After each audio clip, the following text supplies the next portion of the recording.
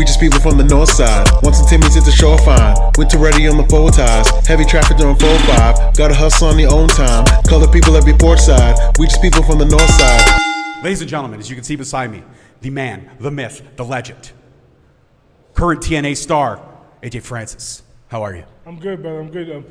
You got that goofy ass shirt on. You take that shit off. I actually wore it specifically and hoping Stand up and show the people the shirt. This is an amazing shirt. If I ripped this shit off of you, I'd be the bad guy though. That shirt sucks. Well, can I have an AJ Francis shirt? Yeah. And then do you want? Yeah, they're all for sale out there. Oh, I see. Okay, I see.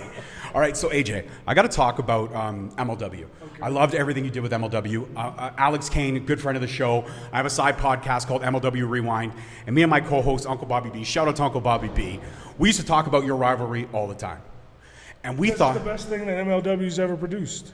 It's one of the best things that MLW's ever produced. For a non-title picture, it's the best thing that MLW has ever produced. Actually, you know what? I will give you that. For a non-title picture, the rivalry... And you want to know why? Why is that? Because I produced all that shit. I was the one that called Mark Henry and Teddy Long. I was the one that said, let's have a Last Thrones match. I was the one that built the storyline around Black Panther. And Alex went along with everything that I was saying because Alex knows that I have a creative mind, unlike anyone else in this business. The way that we set the whole feud up, the promos we did, the way that I showed up randomly, the way everything was meticulously planned to a detail by the greatest mind in the wrestling business today. Well, if that's the case, which it's factual because you're saying it, then that's incredible. That's why it was exciting. And I did love the depth, like you said, tying in the Black Panther, tying in the heritage, actually pointing out that he lost the title during Black History Month, which was crazy. If you didn't think about it, if you didn't stop and think about it for a second, did you actually pinpoint that out yourself when you were setting everything up? So it was funny because I got to give a shout out to my homegirl Lovely, because I remember when he lost the title, it was Black History Month, and I remember her on Twitter being like, during Black History Month? And that just stuck with me. And truth is that, before... Well, we had that Barb, back and forth promo session where I called him out for that. Neither one of us knew, the thing is that, I'm one of the best, like I said, minds in this business, as well as I am the best talker in this business. I didn't know what I was going to say. That just happened to come out while we were doing the promo. Just off the cuff. Off the cuff, and everybody was like, yo! But, you know what I'm saying? It was one of those things that's like, it was too good not to bring up, you know what I'm saying? Absolutely. It was actually funny because me and my co-host were watching that particular promo, and I actually took a drink when you threw out the line, and I spit bubbly all over my kitchen floor, and he looked at me, he's like, you okay? I'm like, dude, who the fuck puts that together? And he's like, that's pretty, I'm like, it's it's a small factoid that nobody would put together, but this man found a way to tie that in. And I remember saying to my buddy Rob, I'm like, you know what? I was on the fence about AJ. I wasn't sure how it was going to run, but he just made me a believer, straight up. Yeah, it happens. It's crazy. It's, people have often confused lack of opportunity with lack of ability. Ability-wise, there's nobody more talented than me in this business, and I'll stand on that hill. And if anybody got a problem with me saying it, say it to my face. But I am now getting the ability to show how good I am on the mic, in the ring, everything that I do in this business, how I'm able to put stuff together. And because of that, now people say it like you just said it all the time. They're like, man, I really wasn't a fan, but you made me a fan. I'm like, yeah, man, I didn't just learn how to talk a year ago. You know what I'm saying?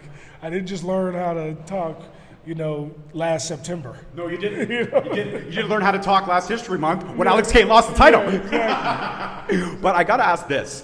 I first discovered you during the treasure hunting show that you were doing with WWE. Yeah. I believe it was, what was it called? Relics or? WWE Most Wanted Treasures. Most Wanted Treasures. And some of the history that you would drop, the knowledge that you had of these certain items, almost minuscule in certain ways. But I found it fascinating, and that actually made me tune into NXT to see what you were about in Hit Row, and then to see Hit Row get called up, but then it'd be such a short-lived journey. And I feel like there was so much meat. I said the same thing to Shelton Benjamin when I sat down with him.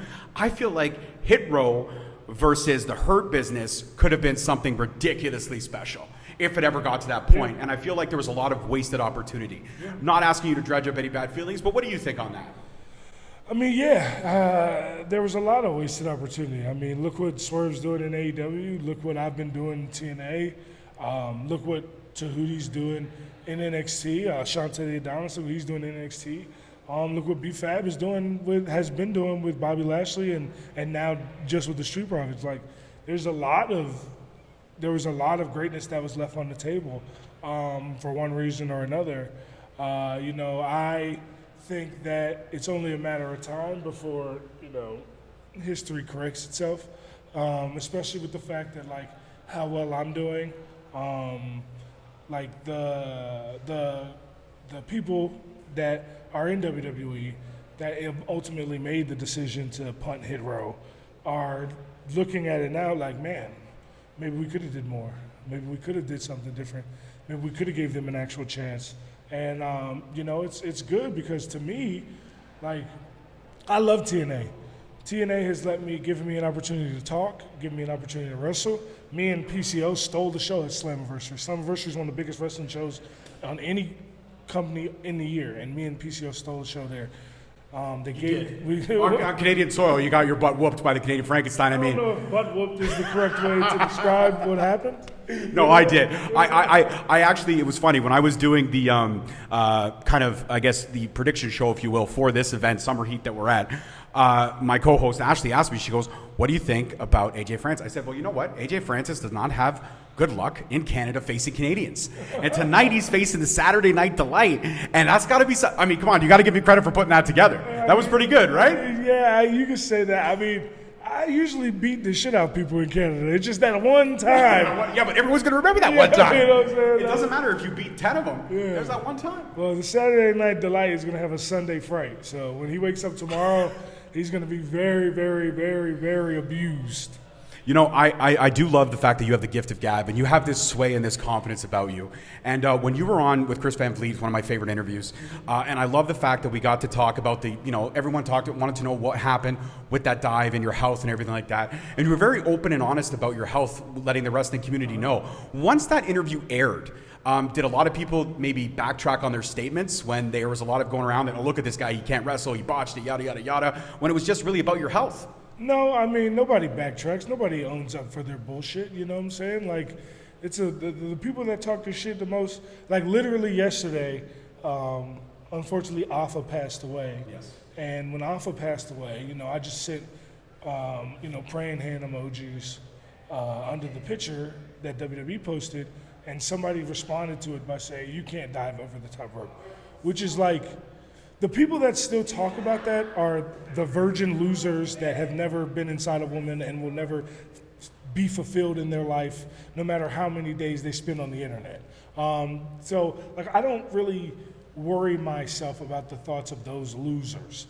I worry myself about the things that, I can control, like my health, like my ability. If you think that I can't wrestle and you watch that match with me and PCO, and you still think that I can't wrestle, you're a hater. You're a loser. Nobody likes you. Get a life. You know what I'm saying? So it's like, I personally don't care what those people think because those people don't make money. Like, none of them could ever accomplish the things that I've accomplished in my life. Why would I give a fuck what they have to say? You know what? I wish I had that kind of charisma and confidence. But me, myself, I've got a lot of anxiety and a lot of self-doubt. I'm a bigger guy. But now, mind you, you talked about the virgin losers that live in their basement, never been inside a woman. My wife's upstairs doing makeup tonight for Destiny. And I don't know if you saw her, the pretty redhead. I hit well above my weight, AJ. So let the haters can hate. But your boy George, he may not be a looker. But goddamn, was he able to get some swag with that lady upstairs. Hey, if you can make her giggle, she'll grab your pickle, man. So listen, I got to ask this because I think this is a question that a lot of people would like to know. With partnership with TNA and NXT, the fact that there was meat on that bone, if TNA came to you and said, hey, listen, we want you to be one of the stars that crosses over, is there an opportunity for AJ to be back in an NXT ring? Absolutely, but I wouldn't do it without Swanee. I wouldn't do it without Rich Homie Swan. I wouldn't go without him. He kind of got kind of a raw deal when he left too. So, not to mention, I mean, we're the hottest tag team in wrestling. I don't care what anyone says. So, I wouldn't go without him. I've always looked out for my people. Just like when we re-signed to WWE, I told Hunter I wouldn't go without Tahuti and Brianna. That's the kind of guy I am. People don't know this. A lot of people don't know this. Only reason I won the digital media title is because Rich Swann stood on the table for me. Rich Swann was supposed to be the person that won the digital media title, and he went to creative and was like, no, you need to put it on AJ. AJ's the one getting all the buzz. AJ's the one bringing all the celebrities. AJ's the one cutting all the promos. AJ has his own words, Rich Swann's own words, he says, AJ saved my career. So like, I would have never even been given the opportunity to show how good I am with that digital media title if it wasn't for Swanee. So I wouldn't do anything on NXT without him. And like, let's be honest, man. Nobody gave a shit about the digital media title until I won it. Like, it was a pre-show title. You made it a main event title. And I made it a main event title. I would actually give you that. You did. And you know what? When you talk about Slammiversary, that is, you know how there's always one match people remember from every event? Doesn't matter. That's the match that I would remember, and you know why? Because it was entertaining as fuck. PCO has so much charisma, and you as well have so much charisma, to the point where I've never done this, but this is the first on Straight Talk Wrestling. I'm going to hand the mic over to you, AJ Francis, and I want you to cut a promo on me. Don't hold anything back. I want to get the AJ Francis heat. All right, you want some heat. First of all, you got an eyebrow piercing that's missing, brother. You need to fill that in. You filled in the rest of your body. You need to fill that in. Unfortunately, you got this Joe Hendry shirt on. I don't believe. But I'm also Scottish. I don't believe in Scotland. I don't believe in anything that has to do with Joe Hendry. If you like Joe Hendry, I don't believe in you. Let's be serious. Joe Hendry. Come on, man. Greatest theme song ever. When I got to TNA, Joe Hendry, just like the digital media title, was a pre-show act. And now, just like the digital media title, it's a worldwide main event. That's the AJ Francis effect. That's why they call me Dollar, because I'm one of one. Ain't never been one like me before, and there won't be another when I'm done. It was so awesome. I'm not even gonna lie, it was so awesome. At heart, I'm a fan, and I love it. And I have a great time having these conversations, because that's what I think they are. And it looks like you're having fun, so that's good. I'm glad. My final question before I let you go and ask you for your shout out so that I could go viral just like everybody else, because I want to have that AJ Francis effect. I love how loyalty above all else is what it seems that's what AJ Francis is about. And I would love to see, I'm not going to lie, I don't know if there's room for it somewhere. I know there was an inner workings before, but I would not hate AJ Francis versus Swerve for that AEW World title if it could happen. I think that would be two brothers laying down, and I asked Steve Macklin, didn't understand why I said it, but you get it, banger. It would be a banger of a match, and I think Tony Khan, once former Book of the Year, I think that's got money written all over, in my opinion. Man, me versus Swerve would make so much money. Just the promos alone, the backstory. But I don't think it's ever going to happen. And sadly, there's a million reasons why I don't think it's ever going to happen. Mainly because I love my time in TNA.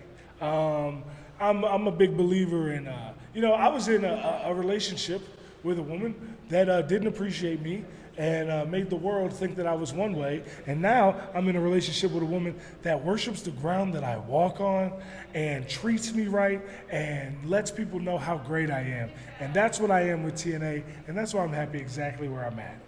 I love that. I love that energy. I'm the same way. 22 years together. It's been phenomenal. Well, AJ Francis, thank you. And before you go, if you could give that AJ Francis effect, let everyone know that Straight Talk was pretty cool. You had a good conversation with Straight Talk Wrestling, and they should subscribe. Shout out Straight Talk Wrestling. You know what I'm saying? Subscribe, like, comment, show me some love. You can follow me on all social media at AJ Francis 410. Straight Talk Wrestling, where the talk is straight. You feel what I'm talking about? I love that. That's awesome. That's fire. Peace, love, and wrestling, guys. We'll see you next week. Peace.